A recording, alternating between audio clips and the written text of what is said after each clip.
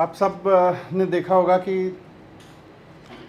सरकार ने करीब 1.5 साल पहले दिल्ली में दिल्ली की योगशाला नाम का एक प्रोग्राम शुरू किया था और दिल्ली की योगशाला के तहत पूरी दिल्ली के अलग अलग हिस्सों में लोगों का आह्वान किया गया था कि जो लोग भी योग करना चाहते हैं, मेडिटेशन करना चाहते हैं रोज़ाना, सरकार उनको फ्री ट्रेंड इंस्ट्रक्टर उपलब्ध कराएगी, योगा टीचर उपलब्ध कराएगी। और उसके तहत करीब 600 जगहों पर लोगों ने इस योजना का फ़ायदा उठाया।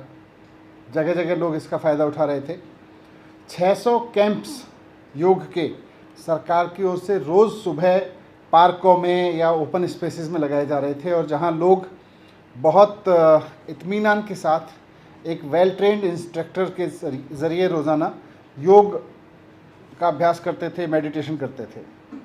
इसमें 17,000 लोग पार्टिसिपेट कर रहे थे और इन 17,000 लोगों में से करीब, क्योंकि हम इसका पूरा डेटा एनालिसिस कर रहे थे, इन 17,000 लोगों में से करीब 11,000 लोग ऐसे थे जो पोस्ट कोविड किसी न किसी तरह की बीमारी से जूझ रहे थे, हार्ट में या बॉडी के किसी पार्ट में, दूसरे पार्ट में, या ब्रीदिंग में, इस तरह की, या डिप्रेशन में, इस तरह के उसमें जूझ रहे थे। और 2,000 लोग तो इसमें से एकदम बहुत serious condition, serious in the sense कि वो काफ़ी पेन में थे, प्रॉब्लम में थे।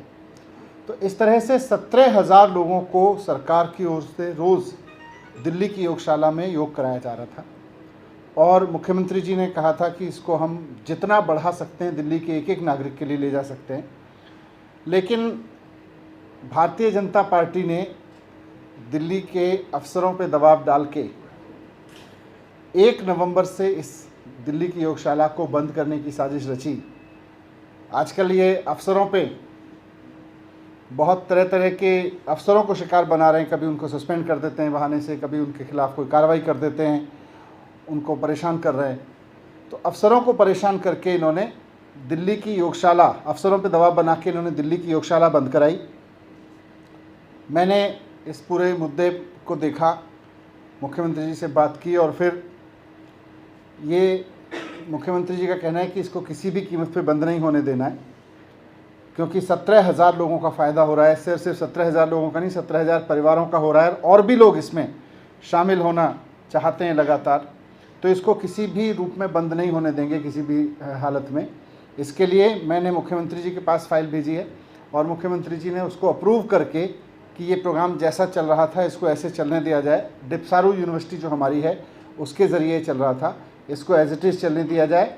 इसकी फ़ाइल अब एलजी साहब के पास अप्रूवल के लिए भेज दी है और मुझे पूरी उम्मीद है कि प्रधानमंत्री जी खुद देश में, दुनिया में योग को प्रमोट करते हैं, तो एलजी साहब भी इसको रोकने की जगह इसको आगे बढ़ाएंगे और तुरंत इसको अप्रूवल दे के 17,000 ही नहीं बल्कि हो सकता है दिल्ली के लाखों लोगों के लिए योग का रोज़ाना सुबह सरकार की ओर से क्लास लगाई जा सके, इसका रास्ता साफ करेंगे। दो सवाल हैं। एक तो पहला सवाल ये कि क्या कारण दिया गया इसको रोकने का, क्योंकि आप लोगों का ड्रीम प्रोजेक्ट की तरफ था और लगातार मुख्यमंत्री इसके लिए एडवर्टाइज भी कर रहे थे। नहीं, देखिए, कारण कुछ मेजर नहीं है। वो बस एक ऑफिसर ने बीजेपी के दबाव में, बीजेपी ने लिखवाया है उनसे कि यूनिवर्सिटी इस प्रोग्राम को नहीं कर सकती है। यूनिवर्सिटी तो दुनिया भर के प्रोग्राम करती हैं, तो वैसे ही लिखवाया है वो। फिर एलजी साहब की एक बार अप्रूवल हो जाएगी तो फिर कोई उसमें बचेगा ही नहीं और होगा, ये प्रोग्राम तो चलेगा।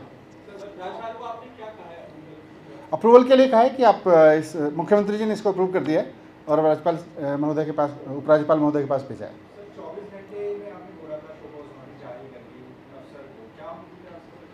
वो बता रहे होंगे कुछ, अभी हो सकता है अभी।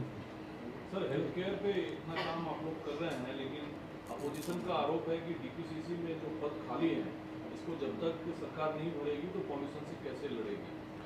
सरकार का पूरा प्लान है, डीपीसीसी के पद भी भरेंगे, चिंता ना करें। सर, आज उपराज्यपाल ने फिर कहा छठ घाटों को लेकर, तो आपने देखा भी होगा लगातार खबर आई है कि छठ घाटों पे सफाई कराएं, सारा काम करें और कुछ बिना बात की बात ना करने के लिए भी देता है। नहीं, हमने तो कुछ बोला ही नहीं, हमने तो उसमें कुछ बोला नहीं। हमने तो, मुख्यमंत्री जी ने आदेश दिया कि इतनी जगह पे छठ पूजा होनी है और सरकार उसकी तैयारी कर रही है। एलजी साहब ने उसको अप्रूव कर दिया है, तो इसमें तो कुछ विवाद कहाँ से है।